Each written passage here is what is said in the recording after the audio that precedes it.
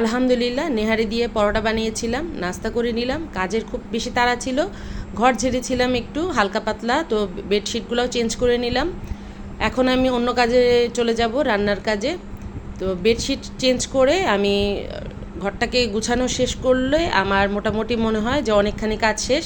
তারপর রান্নার কাজে চলে গেলাম। এখানে একটা মশলা রেডি করেছি আমি, কাঁচা পেঁয়াজ 1 কাপ পরিমাণ, তার সঙ্গে কিছুটা জায়ফল, জয়ত্রী, পোস্তদানা, বাদাম, এই তো এগুলোই একটু ব্লেন্ড করে নিলাম। আর এই তো কাঁচা মাংসটাকে ধুয়ে আমি এখানে ধুয়ে নিলাম।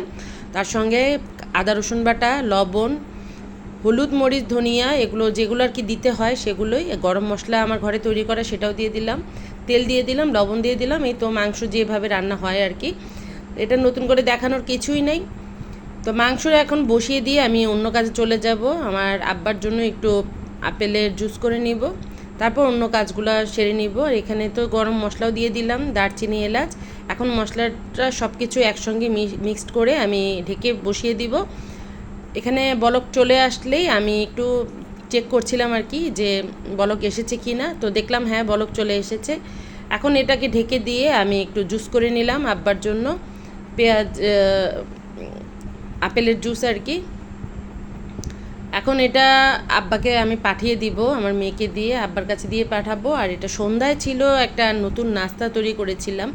মানে মাঝে মাঝে হয় না, ভূত চাপে কী করা যায় নতুনত্ব, তো সেটাই আর কি। সব কাজ দুপুরের শেষ করে, খাওয়া দাওয়া শেষ করে রেস্ট নিয়েছিলাম। রেস্ট নিয়ে তারপর এখানে সন্ধ্যার মানে মাথায় চলছিল নতুনত্ব কী করা যায়। তো চিন্তা করলাম আজকে পটল দিয়ে নতুন একটা রেসিপি তৈরি করে ফেলি।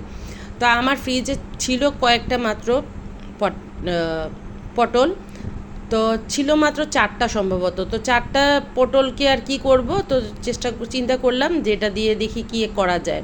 এখানে আলু সেদ্ধ দিয়ে দিলাম 2টো।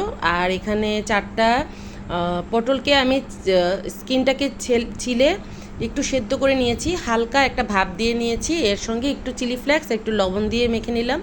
তো এখন এই সেদ্ধ করা যে মশলা দেয়া পটলের ভিতরে আমি এখানে সসেজ আর চিজ দিয়ে দিলাম।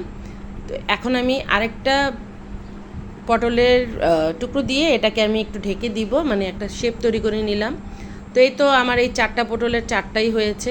এখানে আমি আলুর চপ যে খাই আমরা সেরকম একটা ডো রেডি করছি। তো এখানে আমি ব্রেড ক্রাম্ব দিয়েছি আর চিলি ফ্লেক্স, কাঁচামরিচ, পেঁয়াজ, একটু লবণ দিয়েছি, এই আর কিছুই না। আর একটু ব্রেড ক্রাম্ব দিয়েছি আর কি, পরিমাণ মতো, একদম অল্প।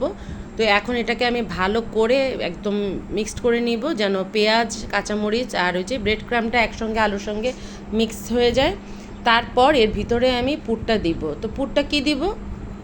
পুরটা হবে চিজ দিয়ে আর সসেস দিয়ে একটা পুর হবে। তো আমি 2টা 3টা আপনাদেরকে দেখাচ্ছি যে কিভাবে কি করা যায়। মানে চাইলে অনেকভাবেই আমরা করতে পারি। তো আমি প্রথমে এরকম একটা যে আলুর চপের ভিতরটা পুরটা আর কি দিব। এখানে চিজ দিয়ে দিলাম, সঙ্গে একটু সসেস ছোটো ছোটো টুকরো করে সসেস দিয়ে দিলাম। তো এই একটা শেপ আপনাদেরকে দেখিয়ে দিচ্ছি, মানে চাইলে আপনারা যে কোনোভাবেই করতে পারেন। তো আমি এরকম একটা শেপ করে নিব। তারপর যে টুকরো করা যে সসেসগুলো ছিল এগুলো আমি এভাবে সব এখন আলুর যে চপটা তৈরি করেছিলাম, মানে আলুর ভর্তাটা তৈরি করেছিলাম, সেটার সঙ্গে সব একসঙ্গে করে দিব। এখন করে এর ভিতরে শুধু চিজ দিয়ে তৈরি করব, মানে এটা শুধু হবে চিজ। এখানে আলাদাভাবে আর কোনো কিছুই দিব না, শুধু চিজ দিয়ে ওই একটা তৈরি করলাম। এখানে আরেকটা চিজ দিয়ে আমি রেডি করে নিচ্ছি। তো আরেকটা হবে আমি পটল দিব ভিতরে, যে পটলের যে কি বলে, পটল দিয়ে যে ভিতরে আমি একটা পুর রেডি করেছিলাম, সেই পটলের পুরটাই এখন এই আলুর ভিতরে দিয়ে দিব, মানে আলুর যে ভর্তাটা করেছি এর ভিতরে দিয়ে দিব। দিয়ে আমি ওটাকেও একটা গোল শেপ দিয়ে নিব, মানে ডিমের মতো করে একটা শেপ দিয়ে নিব। তারপর এটাকে আমি কি করব বলেন তো, এটাকে আমরা যে আলুর চপ খেয়ে থাকি সেরকম একটা ডো তৈরি করে নিয়েছি আমি বেসন দিয়ে। তো বেসনে ডুবিয়ে তারপর এটাকে আমি ডুবো তেলে ভাজবো, তো সেটাও দেখাবো। তো এই তো পটল দিয়ে যেটা লাস্টে করেছি, এটা পটল ভিতরে দিয়েছি। তো আমি এক একভাবে করেছি, সেটাই আপনাদের সঙ্গে, আপনারা যখন যেটা সম্ভব সেটাই করতে পারেন।